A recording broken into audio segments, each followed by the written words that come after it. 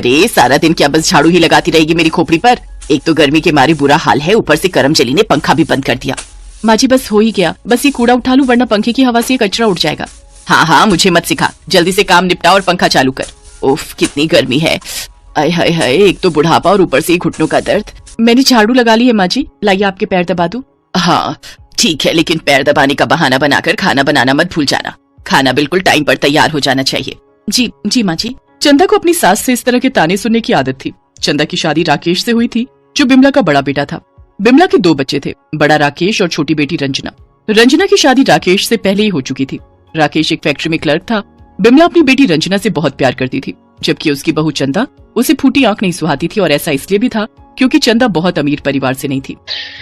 चंदा घर के सारे काम कितने ही अच्छे तरीके से क्यों न करे, बिमला उसके हर काम में मीन मेक निकाल ही लेती थी। फिर एक शाम जब बिमला घर से बाहर टहलने गई, तब उसकी मुलाकात अपनी एक सहेली से हो गई। ओहो बिमला कैसी हो, आज बड़े दिन बाद दिखी। बस क्या बताऊं, ये बुढ़ापा जान ले रहा है मेरी। अरे हंस क्यों रही हो, मैंने कौन सा चुटकुला सुनाया तुम्हें? तुम्हारी बात पर हंस रही हूँ। 65 की हो गई हो तो अब बुढ़ापा परेशान नहीं करेगा तो और कौन परेशान करेगा? हाँ बना लो मजाक तुम भी। और वैसे एक बात बता दूं, अभी 65 की नहीं हुई हूँ मैं, फिलहाल 64 की हूँ, समझी? तुमसे कोई नहीं जीत सकता। अच्छा ये सब छोड़ो, अब चंदा कैसी है, उसके हालचाल सुनाओ। कैसी क्या है, 1 नंबर की कामचोर है मुई। जब देखो काम से जी चुराती रहती है। उसे बताती कुछ हूँ करती कुछ है। माँ बाप ने कुछ सिखाकर नहीं भेजा। अरे पर तुम्हारा घर तो बड़ा व्यवस्थित रहता है, इस बात की हर कोई तारीफ करता है मोहल्ले में। अरे वो सब तो मेरी वजह से है, मैं ना हूँ तो पता नहीं मेरे राकेश का क्या हो, मेरा घर तो बर्बाद ही हो जाए। अरे तुम फालतू परेशान होती हो बिमला, चंदा बड़ी प्यारी लड़की है, एक अच्छी पत्नी और अच्छी बहू के सारे गुण दिखाई देते हैं मुझे तो उसमें।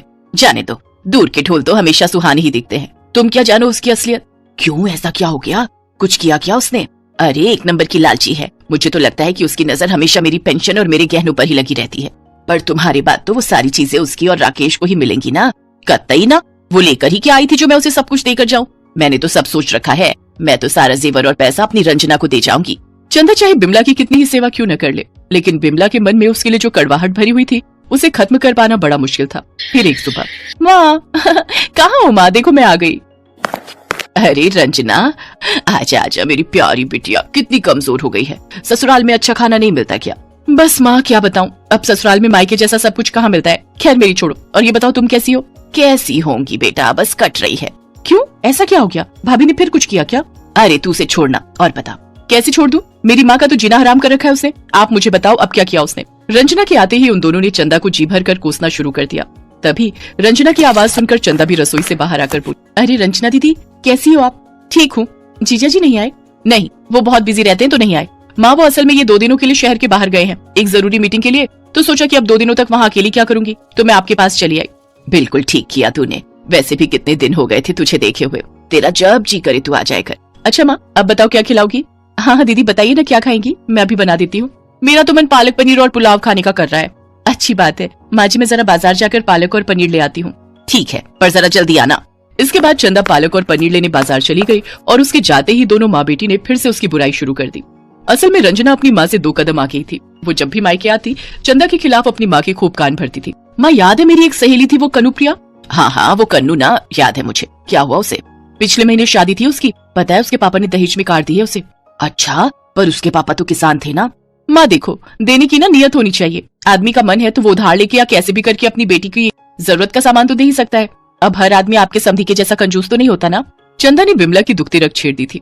कार की बात सुनते ही बिमला और ज्यादा चिढ़ गई। उसने बड़े ही प्यार से रंजना के लिए उसकी पसंद का खाना बनाया, लेकिन ना तो रंजना और ना ही बिमला के मुंह से तारीफ का एक बोल निकला उसके लिए।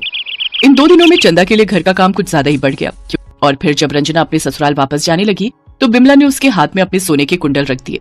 ये ले, ये तू ले ले, मैं नहीं चाहती कि मेरे जाने के बाद मेरी चीजों को ये चंदा कब्जा ले। ओहो माँ, भाभी को मत देना, पर तब तक तो तुम पहनो ही ने।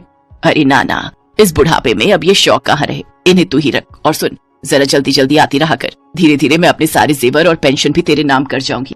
अच्छा तो ठीक है माँ, मुझे फोन करना, मैं तुरंत आ जाऊंगी जब भी बुलाओगी। इसके बाद रंजना वहाँ से चली गई, पर ये सारी बातें किचन में खड़ी चंदा ने सुन ली। उसकी आंखों में आंसू आ गए। वो हमेशा एक अच्छी बहू बनने की पूरी कोशिश करती थी, लेकिन बिमला को खुश कर पाना शायद उसके लिए मुमकिन ही नहीं था, और फिर रही सही कसर रंजना आकर पूरी कर देती थी। ऐसे कई महीने बीत गए। एक दिन बिमला छत पर धूप सेकने के लिए गई हुई थी लेकिन फिर सीढ़ियों से वापस उतरते हुए अचानक उसका पांव फिसल गया और वो सीधा आंगन में आ गिरी।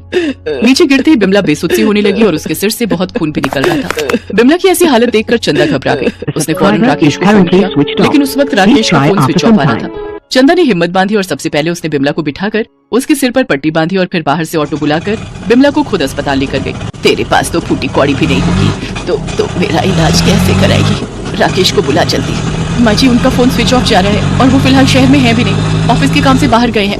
तो रंजना को फोन लगा, वो आकर सब संभाल लेगी। ऑटो में बैठे बैठे चंदा ने रंजना को फोन लगा दिया, उसे सब कुछ बता दिया और फिर क्या भाभी?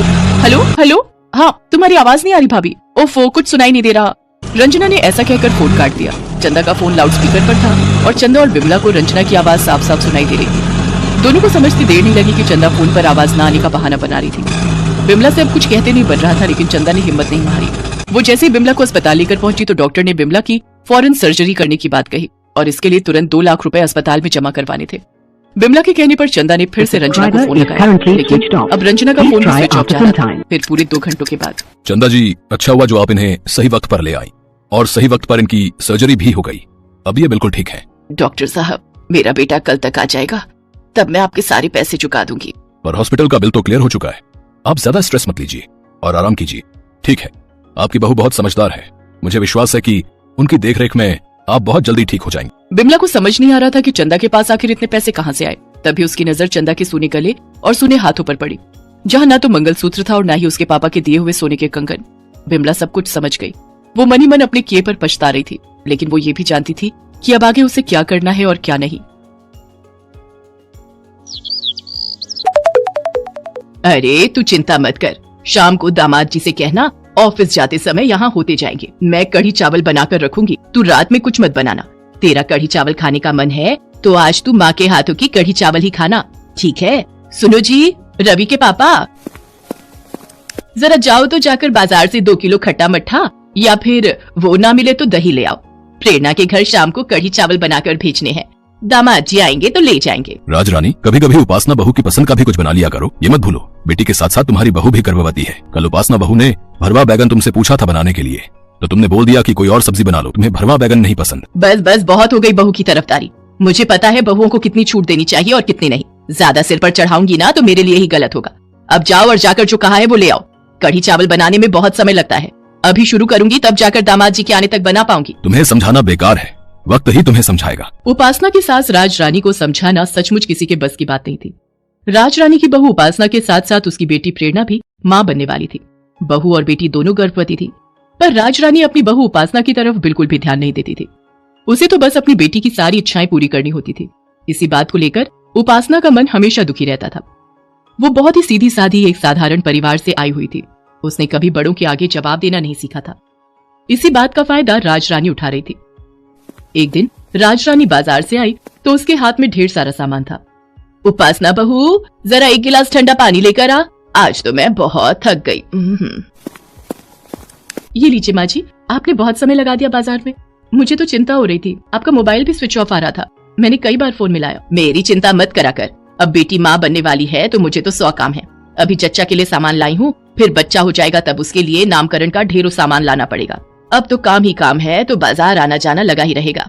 क्या बना रही है रात को खाने में?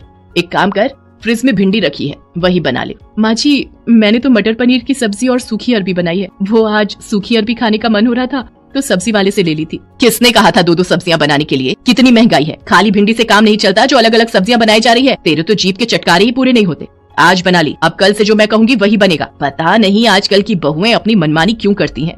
उपासना की आंखों में आंसू आ जाते हैं और वो रोती हुई अपने कमरे में चली जाती है। ये गुड़, बादाम, काजू, किशमिश और ये देसी घी डिब्बों में बंद करके छुपा देती हूँ। कल प्रेरणा रहने आने ही वाली है, उसका 9वां महीना लग जाएगा। उसे रोजाना आटे का देसी घी और ड्राई फ्रूट डालकर हलवा बनाकर खिलाऊंगी। कुछ ही दिनों में आसानी से बच्चा हो जाएगा। दरजानी को फोन कर देती हूँ, उससे मैंने कुछ लंगोट और गद्दियां जो सिलवाई हैं वो पूछ लेती हूँ। सिल गई होंगी तो प्रेरणा के बैग में संभाल कर रख दूंगी। अचानक हॉस्पिटल भागना पड़ेगा तो कुछ नजर नहीं आएगा। उपासना की सास ने एक बार भी उससे मीठे मुंह बात नहीं की थी। उपासना को किसी भी चीज की जरूरत होती तो वो अपनी सास से नहीं कह पाती थी, क्योंकि उसे पता था अगर वो अपनी सास से कुछ कहेगी तो उसे उल्टा ही सुनना पड़ेगा। उपासना अपने मायके भी रहने नहीं जा सकती थी, क्योंकि उसका मायका दूसरे शहर में था और इस हालत में वो सफर नहीं कर सकती थी। इसलिए वो फोन पर ही अपने माँ पापा से बात कर लिया करती थी।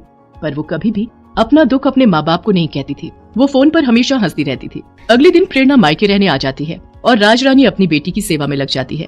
माँ, मुझे और नहीं खाना, मेरा पेट फुल हो गया है। अरे कहाँ कुछ खाया है? अच्छा, ये संतरे अनार का जूस पी ले। बच्चे के टाइम में चचा को खून की कमी हो जाती है, इसलिए इस कमी को पूरा करने के लिए जूस फल लिया कर। आओ ना उपासना भाभी, आप भी मेरे साथ जूस पियो। तुम पियो प्रेरणा, मैंने बिल्कुल अभी चाय पी है। अरे तू पी लेना, थोड़ा सा ही जूस है, वो भी तुझसे नहीं पिया जा रहा। उपासना सारा दिन खाती पीती रहती है, उसकी चिंता मत करा कर, तू अपनी चिंता कर। माँ, रवि भैया कब तक आएंगे? मुझे उनके साथ लूडो खेलना है। आपको याद है हम बचपन में कितना लूडो खेला करते थे और मैं हमेशा जीत।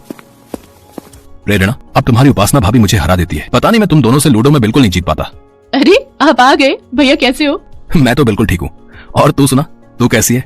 मैं बस फ्रेश हो जाऊं, फिर हम लूडो की एक एक बाजी खेलेंगे। उपासना, तुम भी फटाफट काम निपटा लो, हम तीनों मिलकर बैठेंगे। उपासना अभी लूडो वगैरह नहीं खेल सकती, तुम दोनों भाई बहन खेलो। मुझे प्रेरणा के कपड़े अलमारी में लगाने हैं तो उपासना मेरी मदद करेगी।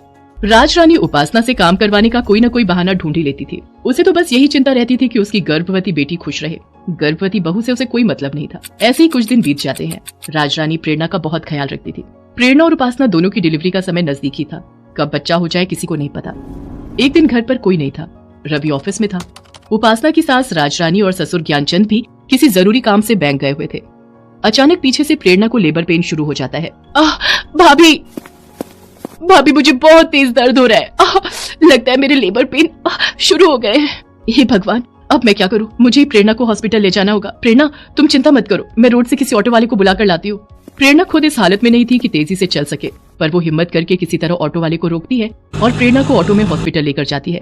घबराहट से उपासना की खुद की तबीयत बिगड़ जाती है। डॉक्टर मेरी ननद की हालत। ओके, मैं चेक कर लेती हूँ, आप अपने आप को संभालिए। सिस्टर, पेशेंट को लेबर रूम में एडमिट कीजिए। उपासना की हालत बहुत खराब थी। वो रवि को फोन करती है। इतनी देर में राजरानी और ज्ञानचंद भी हॉस्पिटल आ जाते हैं। बधाई हो, पेशेंट की बेटी हुई है। जच्चा और बच्चा दोनों ठीक हैं। क्या मेरी नाती हुई है? मैं नानी बन गई। सिस्टर, मेरी वाइफ उपासना जो मेरी बहन को लेकर आई थी, वो कहाँ है? देखिए, उनकी हालत बहुत खराब है। उनका ब्लड प्रेशर बढ़ गया है, जिस कारण हमें उनका ऑपरेशन करना होगा। डॉक्टर बस ऑपरेशन रूम में जा ही रही है। डॉक्टर, हमारी बहू कैसी है? वो ठीक तो है ना? देखिए, हमें जल्दी ही ऑपरेशन करना होगा। टेंशन की वजह से उनका बीपी बढ़ गया था, जिस कारण नॉर्मल डिलीवरी करना उनकी जान के लिए खतरनाक होगा, इसलिए हम उनका ऑपरेशन करेंगे। प्रेरणा को होश आ जाता है और वो राजरानी को सारी बात बताती है कि किस तरह से उपासना ने उसे हॉस्पिटल में एडमिट करवाया। राजरानी को अपने किए पर बहुत पछतावा होता है और वो अपनी बहू उपासना के लिए हॉस्पिटल में बनी भगवान गणेश की मूर्ति के सामने प्रार्थना करती है। उसकी आंखें आंसुओं से भरी हुई थी। इतनी देर में सिस्टर दौड़ती हुई आती है और बताती है कि उपासना के बेटा पैदा हुआ है, जिसे सुनकर सब लोग बहुत खुश होते हैं। कुछ घंटों बाद उपासना को होश आता है और उसे रूम में लाते हैं। राजरानी उपासना से माफी मांगती है। मुझे माफ कर दे उपासना बहू, मैंने तेरे साथ अच्छा व्यवहार नहीं किया, पर तूने फिर भी एक बहू और भाभी होने का पूरा फर्ज निभाया। माँ जी, मुझे आपका प्यार मिल गया। आपका प्यार मेरे लिए अनमोल है और आप सबकी सेवा करना तो मेरा धर्म है। जीती रह मेरी बच्ची। उस दिन के बाद राजरानी अपनी बहू और अपनी बेटी दोनों को बराबर का प्यार और दर्जा देने